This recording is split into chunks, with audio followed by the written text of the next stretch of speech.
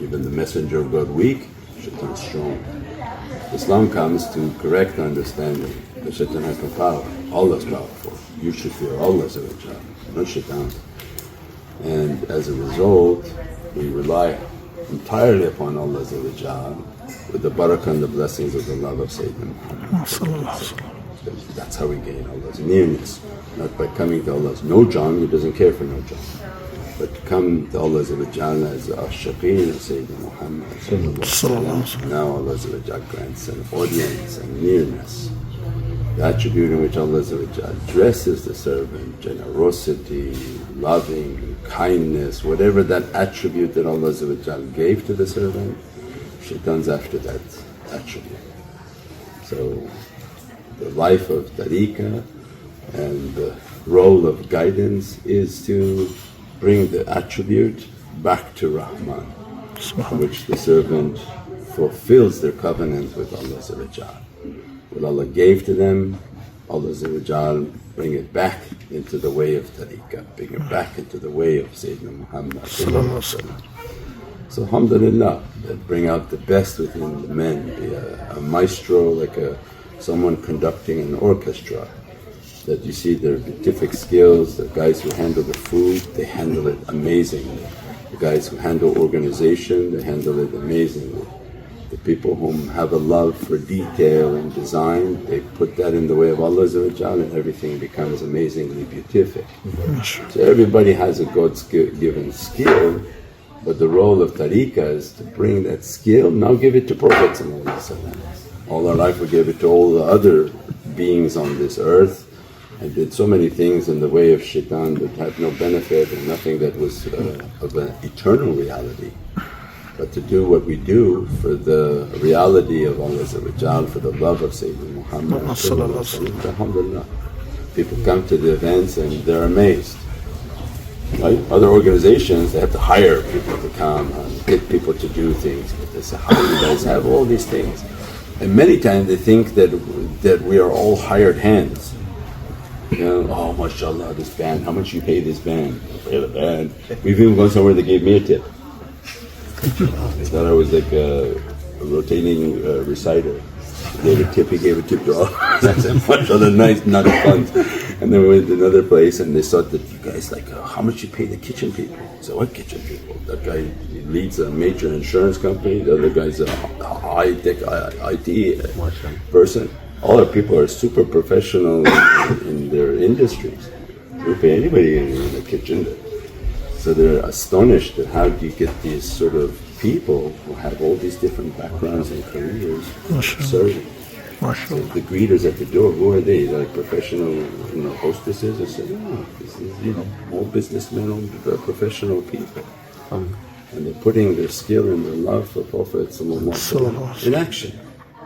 And this is the amazing miracle, a miracle, because anytime you want to do something for yourself or for professional work, how much thousands you have to spend just to hire this guy, hire that person, hire this thing. Or you go out to a restaurant, you want to eat and they give you a $400 bill and it was not but one kebab, two kebab and three kebab for 4 people. But as soon as you come in Allah's way, what happens? Allah brings like a feast from paradise. You keep coming so much, you say, I can't eat anymore. I'm trying to take the barakah that I possibly can, but I'm unable to devour that much barakah. You see the tables overflowing, and Allah is giving into the Qur'an that will send you from tables of ni'mat overflowing. And people don't understand. People don't understand what that means, the tables that are overflowing and the bounty of Allah overflowing. And you see it every day in the tariqah. The Ahl al-Dhikr, when they come together, they're the guests of Allah. And as a result, you see Allah's ni'mat and favors. So the tables filled with food, with the coffees and teas and juices. This is a sign for you that you keep doing what you're doing with the love of Prophet. In the end, where do we end up? Inshallah, the table of Prophet. Bounties flowing, because this life we lived in the way of love and ishq and companionship. This is merely just a reflection of the real companionship. we're all at the feet of Sayyidina Muhammad sallallahu alaihi wasallam, and Allah serving us from His divinely bounty for all of eternity. Little bit of sacrifice in this world, we say, okay, I won't spend it on this, but I'll put it towards this. Just little bit of sacrifice from a lot of people, it lasts for all of eternity, all of eternity. Where we sit for all of eternity at the feet of Prophet ﷺ. That's something that can't be understood, can't be imagined, and only will be realized by the people who at least make tafakkur, that they get a sense of what's happening in that world of life, or they take their last breath and they just, as they're entering into the grave, they open their eyes, they see the beatific lights of Prophet ﷺ to greet them, that you spent in your life your love for me, you sacrificed for me, you raised this banner of love and ishq for me, I'm here to greet you into your grave and bring you now towards the heavens. So we want to stop any type of difficulty, any type of accounting, and it's called intercession of Prophet. This is something we can't imagine. You can't put a dollar value on it, you can't put a time value on it, it's just something incomprehensible. But whom Allah guides, truly guides, because you're getting all these blessings and we don't even know where it came from. When we recite the Naat, it says that we don't know how Sarkar, Sarkar, they would give like a worker's understanding that my boss, I don't know how all these blessings came, but my boss is great. SubhanAllah. He raised me, he lifted me, and I didn't do anything. I just loved him and he lifted me, lifted me. And now people think I'm special, and I don't know why. It's not special, it's just because you've been granted an honor from the love of Prophet ﷺ. That's why we said what is the dress of our reality, the honor of our reality is not our financial statements. The honor of our reality is the lights that Prophet ﷺ has dressed upon ourselves. So that's these types of jihad. This is jihad al-akbar. That to take a busy life, a dunya life, stop everything and say, no, we're going to do mawlid. Because we do it differently than other people. If you've ever been associated with what they call masjids today, they're not masjids. They're associations of political organizations run by non-Muslim people, seem like. They have a businessman as a board and they block you from having the mics. So this is not the houses of Allah. Their system of doing things is that we're going to make a majlis, a shura, a committee, and we're going to have these 10 different organizations, and each organization is going to commit to 3 tables, 4 tables, 5 tables. It will take them, it take them an immense amount of time to organize something. And then they organize it based on its profitability. Are we going to get the money back? Are we going to do like that? Why would we do that if it's not profitable? Because the businessman, they work for the Prophet, P-R-O-F-I-T. Make sure we don't spell wrong. But no, we work for P-R-O-F-H-E-T.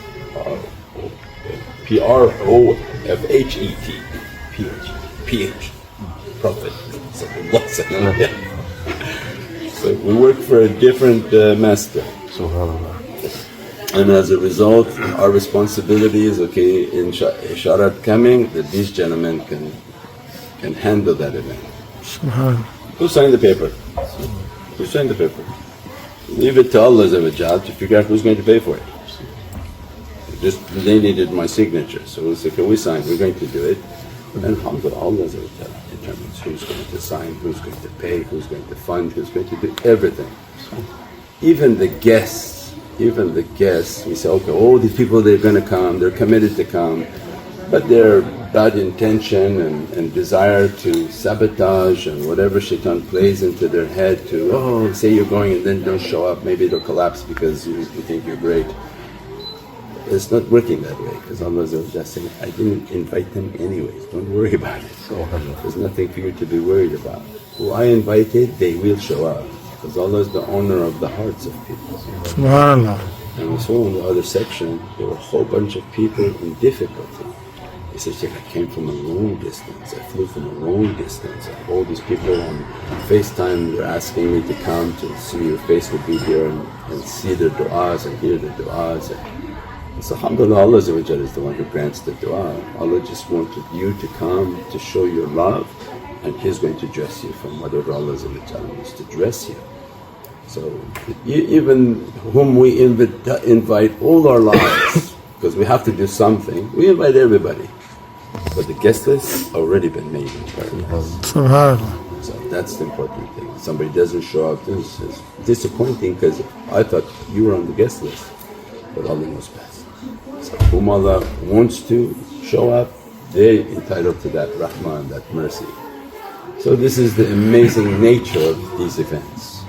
There's no majlis, there's no board, there's nobody analyzing anything. If the isharat comes, they do it, it's done, and Allah will send whom He loves, to receive the ni'mat and the love of Prophets. That's what it is. That's always amazing nature. People get nervous, Shaykh, they said they're coming, they're not coming, Shaykh, they're not opening the mics, they're not opening this. It's okay. You know, the masjid we were last night, 2 feet away was the house of the people who were supposed to be running. They weren't invited. They think something else about themselves, they're very clever. But in reality, no. The invitation from heavens didn't come to you and you're 10 feet away. But it came to somebody 5,000 miles away. That they drove all the way to come into these events.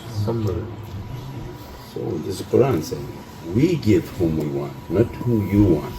So all of us are under that category. We all wanted somebody, we thought maybe this one is going to come.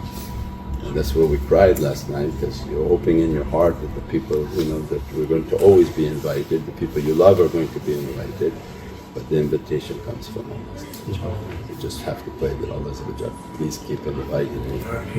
Ameen. Keep me on your faith, keep me on your nazar, keep me under your happiness. And inshallah that way of happiness is based on love of Prophet. We may do Islamically things that are da'if or weak, or we make mistakes, it's not a problem. Our way is the way of love of Prophet. Show your love for Sayyidina Muhammad every opportunity you have, and let Prophet take the case to Allah. Ya Rabbi, please forgive this one. He's trying his best to love me, to support me, to get my nazar and to get my attention. And without a doubt, the King of all created universes, his voice to Allah is accepted, his dua to Allah 100%, 1000%, 1,000,000% accepted. So this is the greatest gift that Allah gave to us, is the intercession and the love and the nearness to Sayyidina Muhammad. Muhammad al-Mustafa, Sayyid Surat al-Fatiha.